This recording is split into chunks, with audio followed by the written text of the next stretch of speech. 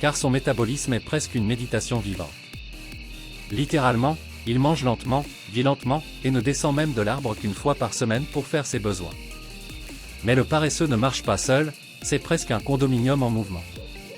Sur son dos, algues et petits insectes vivent, y trouvant un environnement sûr et humide. En échange, les algues contribuent au camouflage, teignant sa fourrure de ton verdâtre qui déroute même l'aigle harpie. C'est la symbiose en pratique, un échange juste et efficace. Et vous, voulez-vous un aperçu pratique? Apprendre du paresseux, c'est se rappeler que, parfois, la lenteur est une condition de survie. Qu'il est possible de vivre plus en phase avec le rythme naturel, sans courir en permanence comme un banc de piranhas. Certains disent que les paresseux sont simplement lents et amusants. Mais en réalité, ils illustrent comment les adaptations animales peuvent façonner le comportement et assurer la survie dans des environnements difficiles. Et lorsque nous levons les yeux, entre la cime des arbres, nous constatons que cette forêt est le théâtre de relations encore plus impressionnantes, entre des cris qui résonnent au loin et des ailes puissantes qui traversent le ciel de la jungle avec une force ancestrale. Harpie féroce et singe hurleur. Si le ciel amazonien avait une souveraine, ce serait la harpie. Dotée de griffes plus grosses que celles d'un ours brun et d'une force capable de porter des animaux de son propre poids, cet oiseau n'est pas seulement le plus puissant du monde, c'est une légende vivante. Il vit à la cime des arbres, tel un gardien silencieux de l'écosystème tropical. Détail curieux, il ne donne naissance qu'à un seul petit tous les 2 ou 3 ans, ce qui montre combien chaque naissance est précieuse. Lorsqu'il vole, même le jaguar s'arrête et le regarde. C'est la reine des cieux, sans conteste. Mais le ciel de la forêt n'est pas silencieux. Les singes hurleurs, connus pour leur chant guttural, qui résonne à des kilomètres à la ronde, forment de véritables symphonies sauvages parmi les branches. Ils vivent en groupes familiaux organisés, avec une hiérarchie qui laisse de nombreux condominiums à l'écart. Ils communiquent constamment, avertissant des prédateurs, des conflits territoriaux ou simplement en disant « me voici ».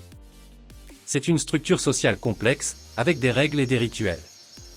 Et pour ceux qui pensent que les animaux n'ont pas de culture, il est peut-être temps de repenser ce concept.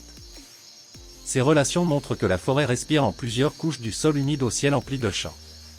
Et tandis que les harpies observent d'en haut et que les singes hurleurs maintiennent l'ordre parmi les arbres, d'autres personnages brillent par leur couleur, leur intelligence et jouent un rôle crucial dans le renouvellement de la vie.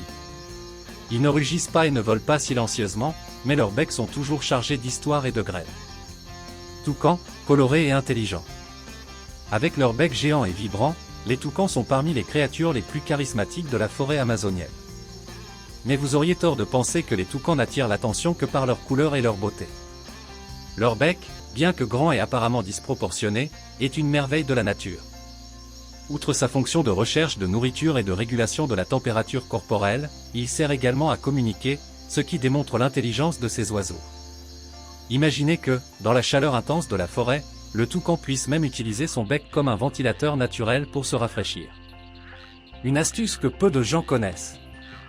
Outre sa capacité d'adaptation, le toucan est également un disperseur de graines. Son rôle écologique va bien au-delà de son apparence. Lorsqu'il mange des fruits, il disperse les graines sur une vaste zone, contribuant ainsi à la croissance et à la régénération de la flore locale. Ce processus est crucial pour le maintien de la biodiversité de l'Amazonie. Si l'on y réfléchit bien, chaque toucan qui survole la forêt façonne l'avenir de la végétation, un arbre à la fois. Et tout cela se produit par un simple vol et un beau bec coloré. Cette relation entre le toucan et la végétation illustre parfaitement l'imbrication de la faune et de la flore amazonienne. Chaque espèce joue un rôle unique qui va bien au-delà de sa beauté ou de son comportement. Elles sont, en réalité, les architectes d'un écosystème qui dépend de chaque petit geste comme le toucan transportant ses graines.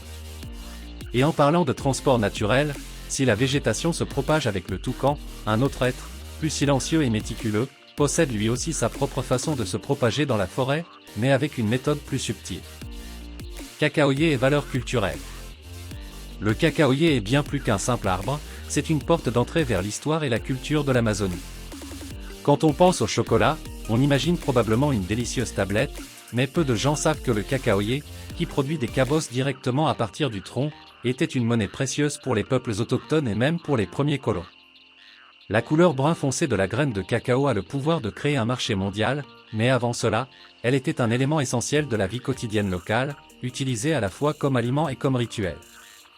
Saviez-vous que le cacao était si précieux que, dans les anciennes civilisations mésoaméricaines, il était considéré comme la nourriture des dieux? Mais derrière ce chocolat que vous adorez, se cache toute une histoire de connexion avec la nature. Les animaux d'Amazonie ne sont pas de simples acteurs de la production de cacao, ils participent à un cycle écologique qui assure la continuité de cette culture ancestrale. Plusieurs mammifères, comme les singes hurleurs, consomment la pulpe sucrée du fruit, contribuant ainsi à la dispersion des graines. C'est comme si chaque fois qu'un singe goûte un fruit, il contribuait involontairement à la régénération de la forêt. Ici, nature et culture humaine s'entremêlent de manière délicieuse et symbiotique. Et qui aurait cru qu'un simple morceau de chocolat pourrait être la clé pour comprendre les relations complexes entre l'homme et la nature? En goûtant du chocolat, on se connecte à l'histoire des peuples autochtones, aux animaux qui contribuent à la dispersion des graines, et même aux forêts qu'il faut préserver. Le cacao n'est pas seulement sucré au goût, il nous rappelle aussi qu'en Amazonie, tout a un rôle vital à jouer. Et si vous pensez que le cacao a quelque chose à vous apprendre sur la culture et la consommation responsable, attendez de découvrir l'impact des autres espèces sur la biodiversité locale. Mammifères et oiseaux uniques. Dans l'immensité de la forêt amazonienne, la diversité des mammifères et des oiseaux est telle une collection vivante de merveilles rares. Parmi les plus remarquables, le tapir, un mammifère nocturne et timide, rarement aperçu malgré sa taille imposante. Herbivore, il joue un rôle essentiel dans la forêt, disséminant les graines de plantes essentielles. Ses traces à travers la forêt contribuent à créer des espaces de régénération naturelle propices à la croissance de nouvelles plantes. Plus profondément, il nous rappelle que souvent, les choses les plus puissantes se cachent dans l'ombre. Parfois, la grandeur d'une chose réside dans sa discrétion. De leur côté, des oiseaux comme les singes et les toucans sont les artistes visuels de la forêt. Avec leur structure sociale complexe et leurs interactions familiales, les singes démontrent que l'Amazonie est plus qu'une jungle, c'est une véritable communauté. Leurs interactions avec la végétation sont si subtiles mais essentielles qu'ils deviennent les jardiniers de la forêt. Leur travail de dissémination des graines garantit que les bonnes plantes poussent aux bons endroits, créant ainsi un écosystème robuste et résilient. Les toucans, à leur tour, continuent d'être les messagers entre le sol et les branches, avec leurs couleurs vibrantes et leur rôle crucial dans la dispersion des graines. Ces espèces sont comme les rouages invisibles du système écologique amazonien. Non seulement elles survivent, mais elles collaborent activement à la continuité du cycle de la vie. Et malgré l'impact croissant des activités humaines telles que la déforestation et l'exploitation minière illégale, le rôle de ces créatures dans le maintien de l'équilibre naturel n'a jamais été aussi important.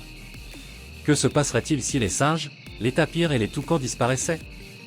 On ne peut qu'imaginer à quel point la forêt deviendrait différente, et peut-être moins dynamique. Pouvons-nous apprendre